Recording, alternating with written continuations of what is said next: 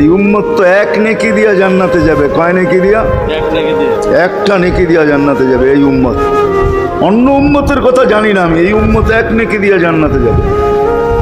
আসসালামু আলাইকুম ওয়া রাহমাতুল্লাহি ওয়া বারাকাতুহু।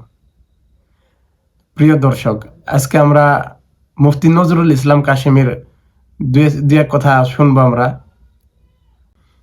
আমি সবাইকে বলবো একটু ধৈর্য সহকারে যদি আলোচনাটা শুনতেন তাহলে আপনাদের খুব ভালো হতো, কাজে লাগতো, আপনাদেরও কাজে লাগতো, আমারও কাজে লাগতো। তো ইনশাল্লাহ আসুন সবাই আমরা ওনার বয়ান শুনি। এই উম্মত তো এক নেকি দিয়া জান্নাতে যাবে। কয় নেকি দিয়া? একটা নেকি দিয়া জান্নাতে যাবে এই উম্মত। অন্য উম্মতের কথা জানি না আমি, এই উম্মত এক নেকি দিয়া জান্নাতে যাবে। নবীর একটা আদর্শের কারণে জান্নাতে যাবে। সিরত মানি আদর্শ, আর এটা আমরা কদমে কদমে মুহতাজ। কেননা এই ছোট জীবনটা যদি গ্রহণযোগ্যতা পর্যন্ত পৌঁছাইতে হয় আল্লাহর কাছে, চাই নারী হই, চাই যুবক হই, চাই বৃদ্ধ হই, যেই মানুষই হই না কেন, যেখানেরই হই না কেন, যেই বাসারই হই না কেন, যেই বর্ণেরই হই না কেন, যেই পেশারই হই না কেন, যেই সোসাইটিরই হই না কেন, এই জীবনটাকে যদি গ্রহণযোগ্যতা পর্যন্ত পৌঁছাইতে হয় কার কাছে? দুনিয়াওয়ালাদের কাছে না, মালিকের কাছে, যিনি এক ফোঁটা পানির থেকে অস্তিত্ব দিছেন, যার কাছে আবার আমাদেরকে ফিরা যেতে হবে। পালানোর কোনো সুযোগ নাই। এই জন্যই কোরআন আমাদেরকে বোঝায় আইনাল মাফার। আল্লাহ বলতেছে কোথায় ভাগবে তুমি, বলো কোথায় ভাগবে? কবির কথাই সত্য, যদিও নাকি পালাও তুমি আকাশেতে লাগিয়ে সিঁড়ি লাগাও, যদি আকাশে চলে যাও তো আল্লাহ বলে তোমার বাগার কোনো সুযোগ নাই। কেননা ইল্লা বি সুলতান, ওইখানেও আমার রাজত্ব, এইখানেও আমার রাজত্ব, ডাইনো আমার রাজত্ব, বামে আগে পিছে উপরে নিচে সর্বত্র আমার রাজত্ব। আমার রাজত্বের বাহিরে যাওয়ার ক্ষমতা তোমাদের নাই। দ্বিতীয় কথা এটো, আইনা আনা মাআকুম আইনা মা কুনতুম, যেখানে যাবে ওইখানে আমি সঙ্গে থাকব, আমাকে দূর করতে পারবে না। যদি করো তাহলে তুমি থাকবে না, তোমার অস্তিত্বই থাকবে না। কেন আমাদের ভিতরে আল্লাহ নাই বটে, কিন্তু আল্লাহর একটা পাওয়ার আছে যেটাকে রূহ বলে। কুলির রূহ মিন আমরি রব্বি। আল্লাহর একটা পাওয়ার, একটা সিফত, সবচেয়ে শক্তিশালী পাওয়ার যেটা, ওইটা আমাদের ভিতরে আল্লাহ ঢুকায় রাখছেন, যেটাকে আমরা রূহ বলি। কোরআনের ভাষায় রূহ বলে, বাংলা ভাষায় আত্মা বলে। যেটাকে আমরা আত্মা বলি ওটা আল্লাহর হুকুম ছাড়া কিছু না। আল্লাহ বলে ওটা মনে করে নাও আমি তোমার ভিতরে আছি, কেন এটা আমারই জিনিস। কুলির রূহ মিন আমরি রব্বি, আমাকে পৃথক করলে আর তুমি থাকবে না। তখন তোমার চক্ষু থাকবে আইন লা তানজুর, তোমার চক্ষু থাকবে দেখবে না। উযুন লা তাসমা, কান থাকবে শুনবে না। লিসান লা তানতিক, জবান থাকবে কিন্তু জিহ্বা থাকবে কিন্তু বলবে না। আকলুন লা তুমাইয়িজ, তোমার মগজ থাকবে ভালো মন্দ বুঝবে না। কলব লা তাতাফাক্কার, দিল থাকবে কিন্তু চিন্তা করার ক্ষমতা তোমার থাকবে না। ইয়াত লা তাফতিশ, হাত থাকবে ধরবে না। রিজল লা তামশি, পাও থাকবে চলবে না। তুমি হবে লাশ। ওই আল্লাহ পর্যন্ত যদি গ্রহণযোগ্যতায় পৌঁছাইতে হয়, ওইখান থেকে বাহির হয়ে গেছি। ভালো তো বাসি, কিন্তু আগেরটুকু জানি না। ও মেরে দোস্ত, শুধু ভালোবাসলে চলবে না। আবু তালেবের চেয়ে বড় ভালোবাসা আপনার আমার ছিল না। সাহাবাদের মতো ভালোবাসা আপনার আর আমার নাই। আছে নাকি?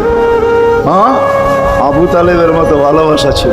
চলেন শর্ট করি, আবু তালেবকে নিজের হাতে আল্লাহ রসুল কবরে রাখছেন। যখন রাখতেছিলেন তখন চিৎকার দিতেছিলেন, আম্মি মা তারাক্তালি সাবিলা, চাচা কোনো রাস্তা রাখলেন না আমার জন্য। বলছিলাম কলেমা পড়লেন না। বলছিলাম ঠোঁটটা হেলাইলেন না। বলছিলাম চুপ থাকেন, তাও থাকলেন না। সর্বশেষ একটা চিৎকার দিলেন, আলা মিল্লাতি আব্দুল মুত্তালিব, আব্দুল মুত্তালিবের ধর্মের উপরে চলে যেতেছি। এই কথা বইলা দুনিয়ার থেকে বিদায় নিলেন। চুপও যদি থাকতেন তো আমার জন্য কোনো সুযোগ হইতো। চাচা, ও চাচা, আমার জন্য কোনো রাস্তা রাখলেন না। ভালোবাসা কাজে দিবে না।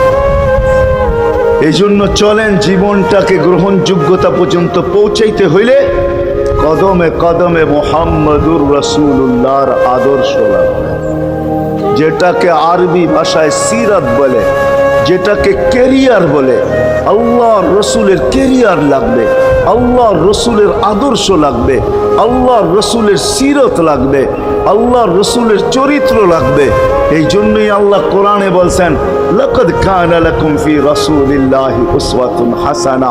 তোমরা লিমান কানা ইয়ারজুল্লাহ, তোমরা যদি আমাকে পাইতে চাও তাহলে আমার আদর্শ সহজ করছেন, কঠিন করেন নাই। আল্লাহ কঠিন করতে পারতেন, আল্লাহ সহজ করছেন। কেননা আসলে উদ্দেশ্য ছিল আল্লাহকেই মানা, আল্লাহকে মানা উদ্দেশ্য ছিল। কিন্তু আল্লাহকে চোখে দেখা যায় না, মানবে তো মানবে কি করে? আল্লাহর কথা শোনা যায় না, তো আল্লাহকে মানবে তো মানবে কি করে? আল্লাহকে তো দেখা যায় না, আল্লাহকে তো আল্লাহর কথা শোনা যায় না, আল্লাহকে ধ্যান ধারণায় আনা যায় না, কোনো ধ্যান ধারণার ভিতরে আনা যায় না যে আল্লাহর আকৃতি এরকম। আল্লাহকে ধ্যান ধারণায় আনা যায় না, বর্ণনা দিয়ে শেষ করা যায় না। আল্লাহর বর্ণনা দিয়ে কেউ শেষ করতে পারবে না। কোরআন বড় কিছু আমাদেরকে বুঝাইছেন, অনেক বুঝাইছেন যে আল্লাহর বর্ণনা দিয়ে শেষ করা যাবে না। আল্লাহ শুধু আল্লাহ না, 99 নাম দেখলেই বোঝা যায় যে আল্লাহকে। আল্লাহ শুধু আল্লাহ না, আল্লাহ 99টা পদের অধিকারী। বিদায় আল্লাহ ধরা ছোঁয়ার বাহিরে আল্লাহ মানুষ প্রশ্ন করতে পারে, আপনাকে মানবো তো মানবো কি কইরা, পাবো তো পাবো কি কইরা? তো আল্লাহ আসান করছেন যে আমার নবীর আদর্শের ভিতরে আমি লুকায়িত আছি। ফুলের ভিতরে যেরকম ঘেরান লুকায়িত থাকে, আমার নবীর আদর্শের ভিতরে আমি লুকায়িত। নবীর আদর্শ মানতে থাকবে, আমাকে পাইতে থাকবে। এই জন্যই রাসূলুল্লাহর আদর্শ দরকার, সিরাত দরকার, কেরিয়ার দরকার। আর কেন আপনি আদর্শ মানবেন না? জীবনটাই তো আপনার জন্য আমার জন্য ছিল, ঠিক না? চোখের পানি ছিল তো আপনার জন্য, চিৎকার ছিল তো আপনার জন্য, রাত ছিল তো আপনার আমার জন্য, দিন ছিল তো আপনার আমার জন্য। দুনিয়ার কোনো মুহূর্ত নাই যেখানে যে আপনাকে আমাকে ভুলে গেছেন, এমন কোনো মুহূর্ত নাই। আরশে যাইও আপনাকে আমাকে ভুলেন নাই। যখন আরশে গেছে আমার বিবেক বলে ওইখানে হারায়া যাওয়া দরকার ছিল। মুসা আলাইহিস সালামকে আল্লাহ আরশ থেকে নিজেকে দেখানোর জন্য তাজাল্লি দিছেন। শুধু তাজাল্লি, আকৃতি না, তাজাল্লি দিছেন। 40 দিন বেহুশ ছিলেন, 40 দিন, 40 দিন। অথচ বন্ধু দুইজনে পাশাপাশি বসা। কাবা কাউসাইনি আও আদনা ফাদানা ফাতাদাল্লা ফাআওহা ইলা আবদিহি